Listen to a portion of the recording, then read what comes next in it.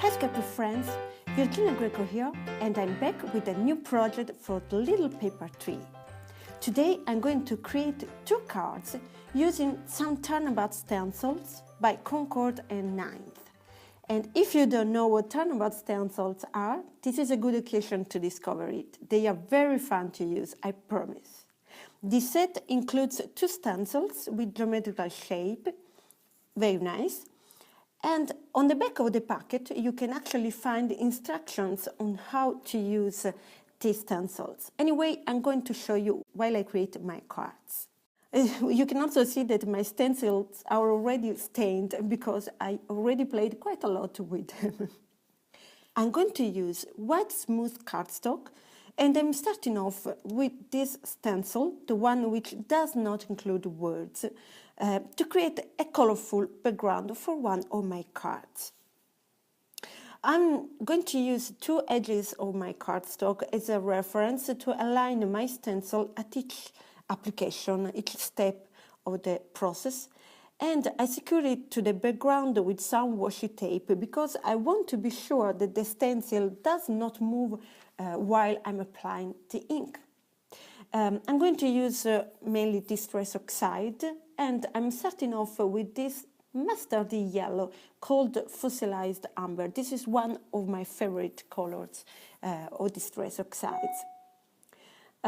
With my blending tool, I'm going to carefully apply the ink to all the open spots in the stencil.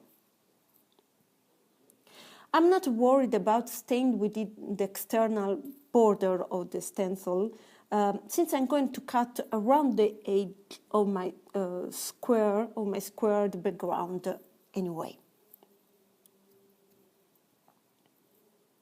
I'm checking that every spot is really fully and evenly colored. And once it's done, I take off the stencil and you can see that I got a nice geometrical pattern. I put the stencil on the side, clean it carefully with a baby wipe. On both sides, I mean front and back. And of course, it's important to do it aside, not on top of your project, because otherwise you are going to stain it for sure.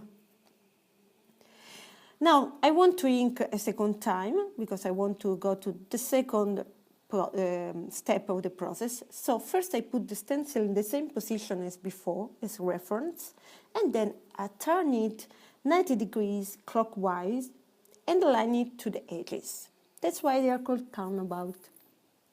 So you can turn either clockwise or counterclockwise, doesn't matter, as long as you keep turning the stencil always in the same direction.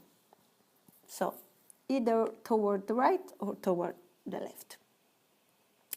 I fixed it with washi tape again to the background, and now I'm going in with second DISTRESS OXIDE. This is the cracked pistachio. This is a very nice shade of green.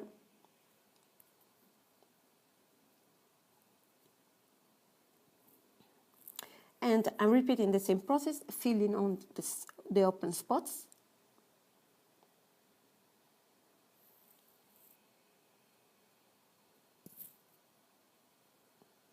It's a bit light though, this green, so in order to get a darker green, I decided to add a bit of pigment ink, this one, which has a metallic look to it, so it's slightly shiny.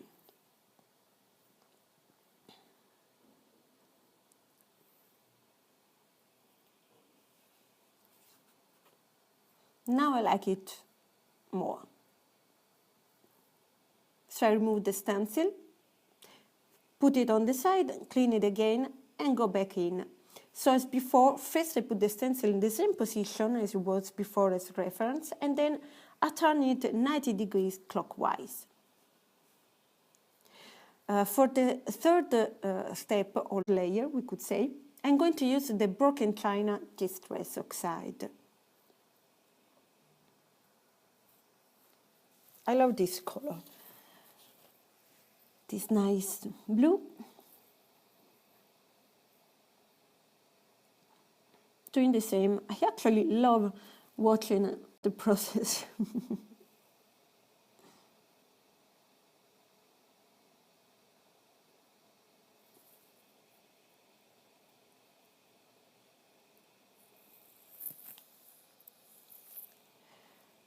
And now we are ready for the fourth and final step.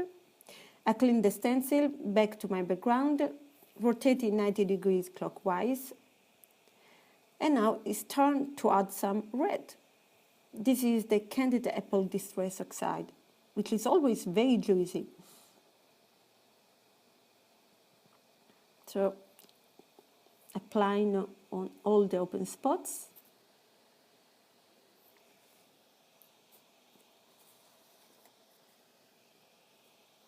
And that's it. Look, what a gorgeous background. I really, really love it. Nevertheless, I want to add some shimmer to it. So I go back to the first step, the one that I've done with the yellow. And I'm going to upgrade it using some pearlescent texture paste. This is a gorgeous, gorgeous buttery yellow, which looks almost like gold under the light. And with this paste, I'm going to carefully cover all the spot. I'm applying a very thin layer. And I have to be very careful because, of course, I don't want the paste to sneak below the stencil and ruin my previous work.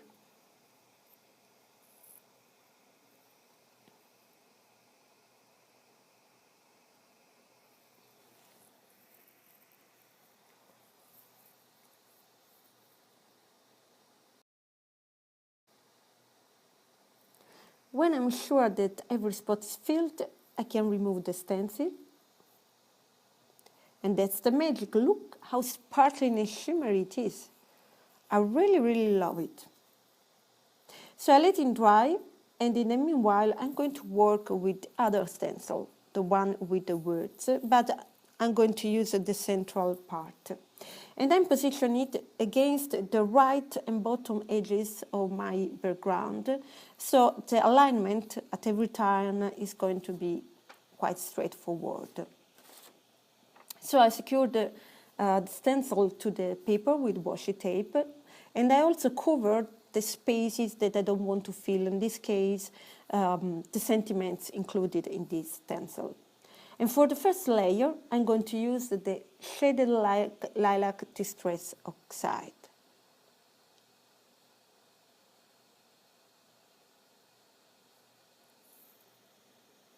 Once it's done, I clean the stencil, I rotate it clockwise by 90 degrees, and then I align again against the edges of the cardstock. For this second step, I'm using the Mermaid Lagoon Distress Oxide.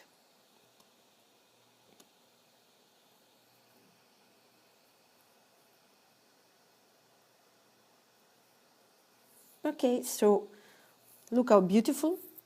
I turn again 90 degrees clockwise, and I go in now with the Peacock Feathers Distress Oxide.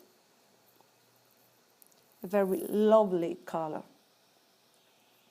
Now, I didn't record the fourth step, the final one, but I'm going to do as before. I'm going to use a pearlescent texture paste, but in this case, in a light blue shade. Anyway, you are going to see it later.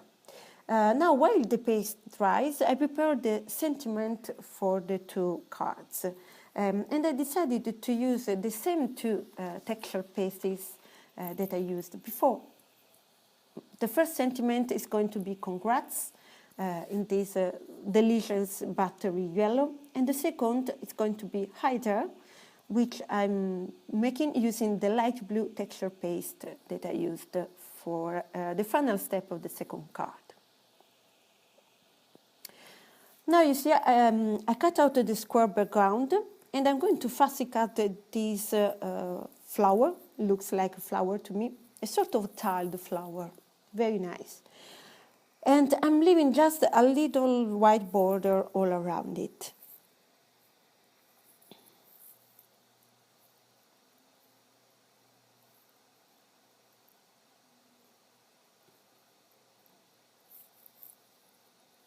Look how beautiful. Here, basically, I'm showing you how shimmery and yummy these pieces are. These are the designs of my two cards. So I cut the colorful background to a rectangle of, I think, 6 by 4.5 inches. And then I cut the sentiment "Congrats" in the shape of a flag, and I glued it down with adhesive foam, as you just saw. And for the other card, I cut a rectangle of white cardstock with embossed dots. And now I'm placing the flower on the top left corner of it. And I'm gluing down the flower with adhesive foam, of course, because I love dimensions. And before adhering the sentiment, I want to add some baked twine. I was in doubt between two, but then I decided to go for this one, this very light blue. I made 3 loops around the paper and then I'm closing it with a knot. Finally, I'm adding the sentiment with adhesive foam as well, and I'm tying a bow. And then I will trim the excess of the twine. I don't want it to go out of the profile of the card. Now, to conclude my cards, I only need to glue these 2 panels, each of them on a plain card. And for this one with the flower, I'm going to use adhesive foam to give even more dimension to it. So here are my cards. I have to say that I really love them, and it was very, very fun to play with these turnabout stencils. So if you haven't, you should definitely try them. I hope you liked my projects. Before leaving, please do not forget to give me a thumb up.